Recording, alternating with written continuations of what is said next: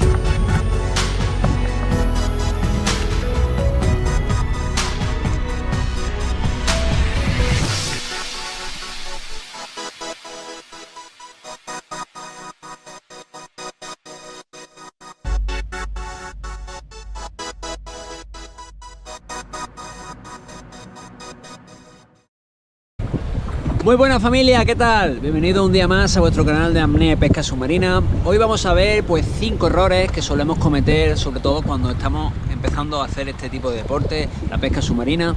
Para tener éxito cuando estamos pescando, pues es necesario cada vez ir puliendo esos pequeños detalles que en su conjunto pues hacen que seamos bastante más efectivos dentro del agua, ¿no?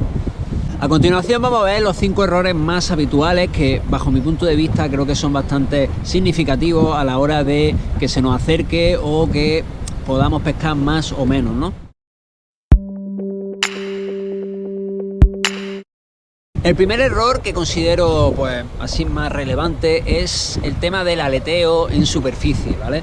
Cuando estamos pescando, lo ideal es que tengamos un aleteo suave, fluido, sin ruido y que no chapoteemos, porque todo el ruido que hagamos en superficie pues lo transmitiremos al fondo donde estamos, y el pescado que esté por allí, por esa zona, pues se asustará.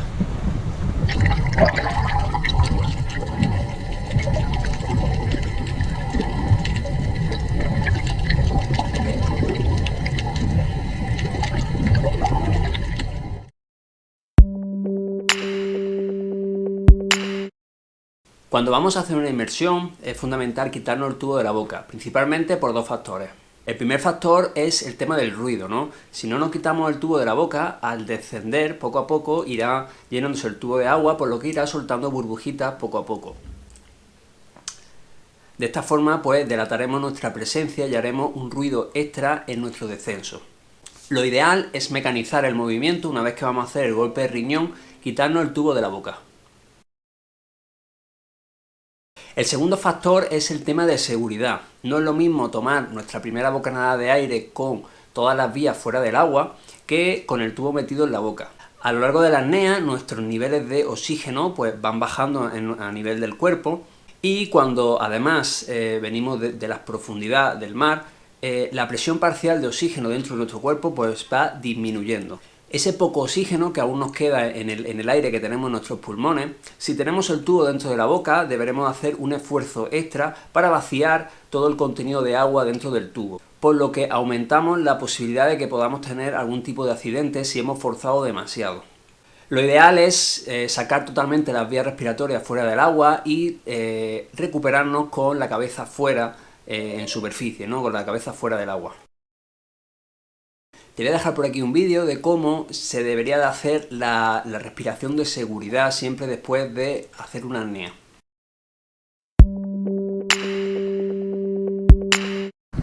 Otro error muy habitual, sobre todo ya cuando estamos en el fondo, es el tema de las aletas, ¿no? Las aletas debemos de intentar esconderlas lo máximo posible, y es habitual que cuando estemos haciendo una espera o incluso un acecho, las aletas se vayan despegando y las tengamos como con las rodillas flexionadas. Entonces son muy visibles, y todo lo que sea pues tan visible como las aletas, pues todo el pescado que esté por la zona se va a asustar, ya que se va a creer que es un depredador. De esta forma, para que tu espera, tu acecho sea lo más efectivo posible, intenta pues esconderte lo máximo posible, y sobre todo el tema de las aletas, intentar montar una encima de la otra y guardarla pues en una visera de la piedra o en una zona donde no sea visible para el pescado.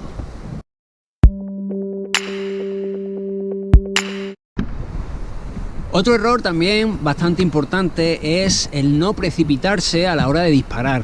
Es bastante habitual que cuando estamos viendo pescado, si llevamos por ejemplo una jornada donde no hemos visto, pues, y sobre todo cuando somos principiantes, en el momento de que ya vemos una pieza que podemos disparar, pues pum, rápidamente le intentamos dar disparo, ¿no? El problema de esto es que normalmente el pescado grande es más listo y se esconde, ¿no?, detrás, y entonces pues primero entran los más pequeñitos y después pues seguramente por detrás estén los grandes. Incluso especies como los sargos y los dentones pues a veces suelen frecuentar la misma zona y podemos darle disparo a un sargo sin darnos cuenta de que quizá a los 20 segundos no hubiera entrado pues a lo mejor un banco de dentones. Mi recomendación es que seas bastante selectivo y que pues si estás buscando una especie concreta intentes enfocarte en ese tipo de especie, ¿no? No tengas el gatillo fácil, es posible de que pierdas mucho pescado, pero el pescado que vayas a coger seguramente sea de mayor calidad.